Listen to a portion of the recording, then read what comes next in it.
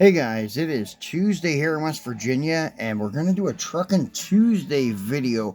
I was just going to do the unboxing of one of the trucks I have, not the one in front of you, but it's another one, and leave it at that. But I figured I could do the unboxing and the comparison all at one time.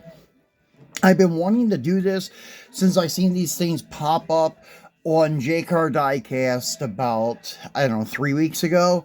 And that is the cat eye truck, like this, the '06 Silverado Super Sport regular cab, which is custom because I guess all the SS's were extended cabs. So here is the other one we have.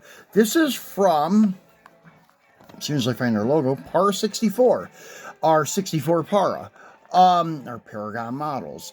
We used to do a lot of their stuff when I was living in the Philippines because it was easier to get there. Although here it's not so hard either. I guess in the Philippines it was easier to get at a cheaper price than what it is here.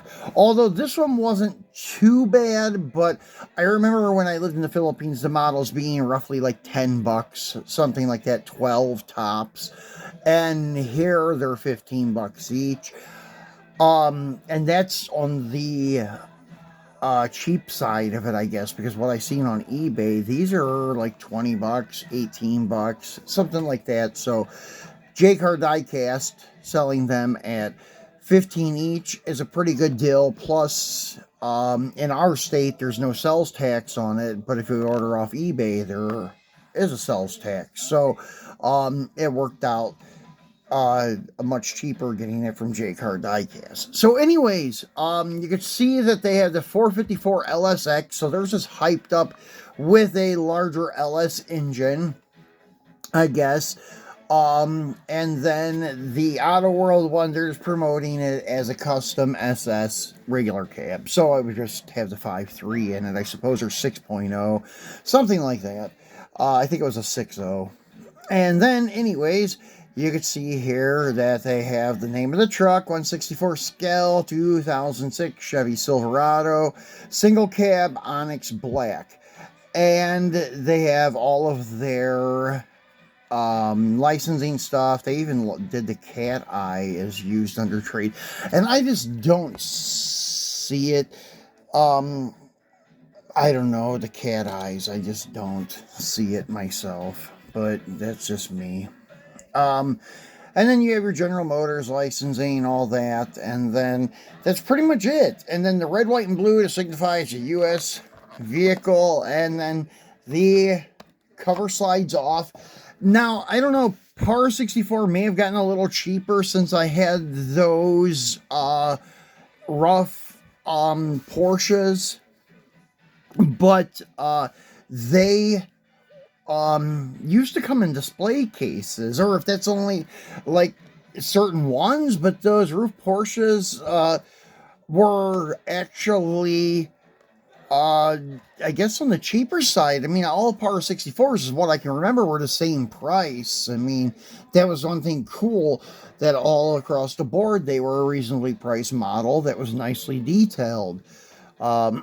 So anyways, though, this, you don't get the display case, you get the box, and it's basically packed like an RLC car. Basically, that's exactly what it breaks down to.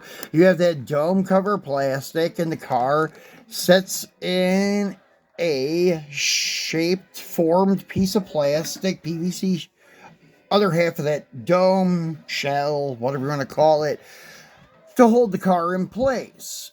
So yeah, it's just like the RLCs that they charge us $30 for that come with no display case. So basically, like, challenging this compared to an RLC, like the OBS style pickup, this is, in my opinion, nicer, but it doesn't have any opening parts. But yeah, overall, I mean, it's a different truck, different style, yes, but the overall like details and such things like that seem to be nicer. So as you can see, it does have acrylic headlight lenses. It has a silver detailed mesh grille, and that may be a separate part, I'm not sure. The air intakes in the bumper, then the grill, the red outlined bow tie is a really nice touch. The wipers in the parked position. The wheels are pretty good. They're supposed to represent, like, I guess the stock SS wheels. I don't know. I think the spokes are just a little bit wide, maybe, or it's something to do with the way that they made those indents on the end of every spoke. It almost looks like they tried to make it look like a two-piece wheel, with where it's bolted to the rim, the center is. So that kind of throws it off, where it doesn't look exactly like the stock ones. Then you have your 454 LSX, which is cool. It's kind of nostalgic, giving a throwback to the OBS 454 SS, especially with this black paint job and such. And that's one of the reasons I picked this one, because I like the black, and also it had the chrome wheels. I wasn't really digging the red one with the black wheels. I would have much rather have seen the red one with chrome wheels. And underneath, it is decent, but the detail lacks a lot, with like the ladder frame and the exhaust and stuff in the bottom of the engine. It's just kind of poorly done, but it is screwed together with Phillips head screws, so you could easily wheel swap it and do other work to it without having to drill rivets. It has rubber mirrors, so they won't break easily, and it does have acrylic taillight lenses. And on the tailgate, it's another throwback to the SS454 with the red bow tie and the Chevrolet, the way it's written. Very cool. The step bumper is nicely done. So, not a bad looking truck. No opening tailgate either. Inside of the bed is decent. And then you have your cab lights and your third brake light detail there. So not a bad looking truck. Now, let's bring back the Auto World. Now, let's set them next to each other, or put them next to each other. So, overall length, and let me bring this up a little bit, because I don't want to scuff the paint on these by rubbing it against that abrasive ground I have for the dirt. So, now putting them side by side, the length is almost the same. The Power 64 is a little longer, and the width is pretty much the same. And then let's check wheelbase. The wheelbase is a little bit longer on the Para. As I said, the Para is just a hair bit longer, but they could kind of go nicely together. I mean, the only thing that throws it off, the wheels on the Auto World look a little smaller than what's on the Para, which is true. They are a little smaller. That's the only thing. If I would throw a set of Auto World wheels on this, or a set of Para wheels on this, they probably look almost the same. The only thing is, the Para side mirrors are a little bit bigger than what we have on the Auto World one. And the Auto World ones are part of the metal casting. And also, the Auto World is a two-piece body. The cab is separate from the bed, whereas the Para is one piece. And the detail for the bed floor is a little bit more correct on the Auto World.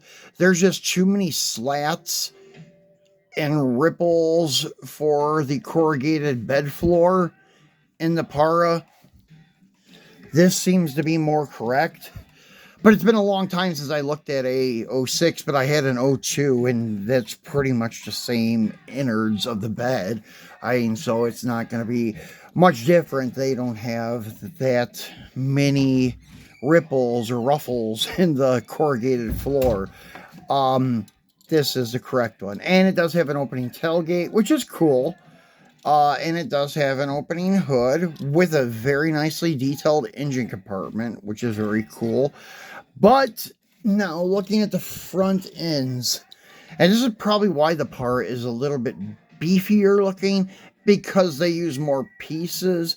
The Auto World, the headlights are just painted, whereas the Para are acrylic. But usually I would say with the Auto World, it takes away from their casting, but this one they actually did a pretty good job with the decals. They didn't just paint them silver. They actually used some kind of printed tampos to put over the area where the headlight should be. But I do like the acrylic look too. It is kind of cool. Same thing with the back. The Auto World one almost gets the appearance, especially with this color, that they didn't even paint the tail lights. They're a little bit different, but not much. They blend in with the color very much so. The only thing that pops is the backup lights. So the color has a lot to do with that. But anyways, the Para with the acrylic lights looks pretty cool. I would have to see the red one because maybe it does blend in a lot. So that would be one thing that I can say is better about the Para. Actually, two things: the acrylic tail lights and the acrylic headlights.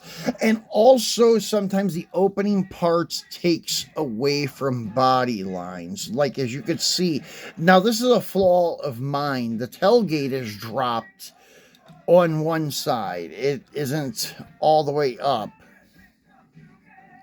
to where it should be. I guess I could probably, no, maybe I can't.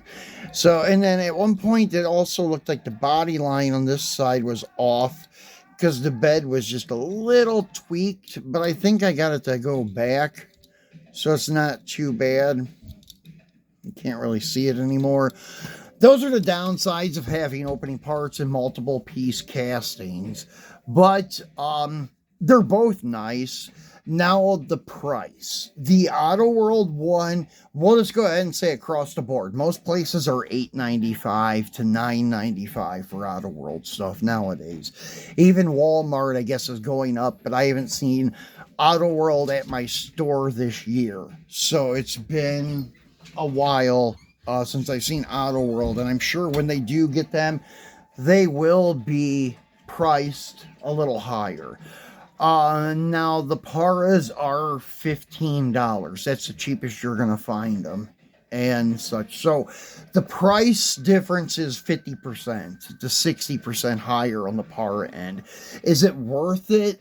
I don't think so. I think the Auto Worlds are just as nice, if not nicer. But there are some good selling points on the Para. The acrylic lights, and then the mirrors are cool, but the Auto World one has the mirrors. And there are no opening parts, but the idea of it being screwed together is much more appealing than the rivets, especially if you like to do wheel swaps and stuff. So that's it. I like them both. And I will probably buy another Para if they release it in another color with chrome wheels. I'm not really feeling the black wheels. I don't really care for black wheels on vehicles that much. Some cars look good and such, and maybe this truck being black with black wheels would look pretty cool. But the red one with black wheels, I think it should have hit chrome. The only other thing I'm thinking about ordering anytime soon with the Cat Eye trucks is one of the extended cab ones from Auto World. So I would have that in my collection too. So that's it, guys. I give them both 2 thumbs up. As you heard, my pros and cons with both of them, but they're both nice. The thing that kills the Para is the price. That's the only thing. And I think it should be probably around $10. But because it is an imported model, but so is the Auto World stuff. I mean, if you consider where it's made, it is a U.S. company, but everything's made in China. But the Para 64, I believe, is like a Hong Kong company. So anyways, with that being said, that kind of maybe justifies the higher price. But 60% higher is quite a bit. So they need to do something about their price if they want to stay competitive with Auto World and M2. Although M2 doesn't have any cat eye trucks, but I would not doubt it if they launch one within the next year or two to kind of stay on the bandwagon. So thanks for watching, guys. We will be back again on Friday for our Free It Friday. Have a great hump. Oh, no, it's not hump day. It's Tuesday. So, well, enjoy your hump day tomorrow. And then we'll see you again on Friday. Thanks for watching.